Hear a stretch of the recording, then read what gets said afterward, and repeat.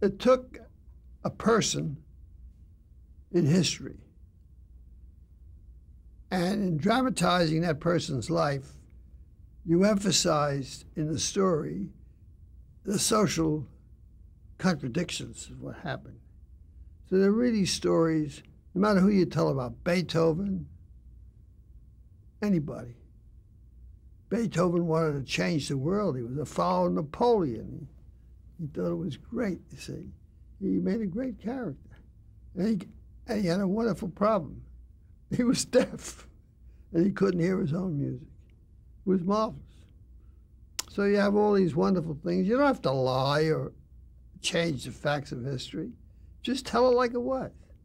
But you have to be able to select it properly. We spent years in the goddamn libraries backing up the stories.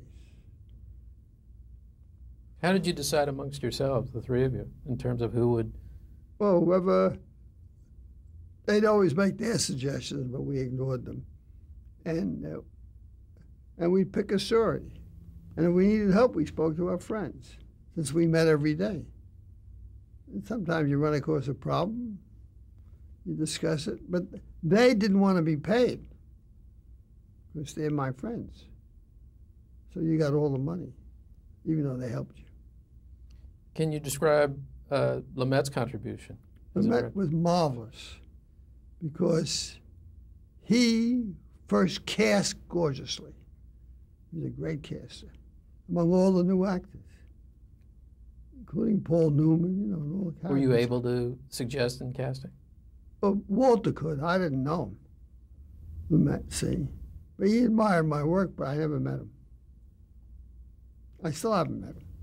What did you think about Cronkite as the host of the show? He was fine. He sounded like he was an authority. And he thinks of himself as an authority and father figure, life, liberty, and the pursuit of happiness. You know that. So let him enjoy himself at the Nerta show.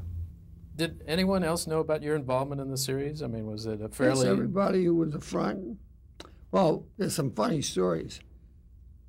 Walter Bernstein used to like to go to Martha's Vineyard. So we went up to see what it's like, and we liked it too. So just before Walter left, some producer said, "Do me a show, Walter, under one of your pseudonyms." And Walter said, okay. So he did a show, and it was a woman front to use. Walter had as many fronts as he had more fronts than he had wives, let's put it that way. So, but not much more. So he does it. And this woman who can't write from shit, her name's on it. So a Hollywood producer hires her to write a movie based on the movie, the script, see? Then he calls up the producer of the show. He said, "This woman can't write for shit. How did she write that program?" He said, "That's Walter Bernstein's front." So that's the end of that story. Now we find Walter says he's not going to work. We come back.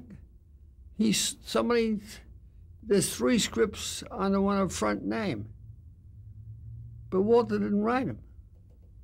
So we make an inquiry. We find out some guy, in order to get shows sold, is using Walter's front's name as if the guy wrote the show, because they think Walter wrote it.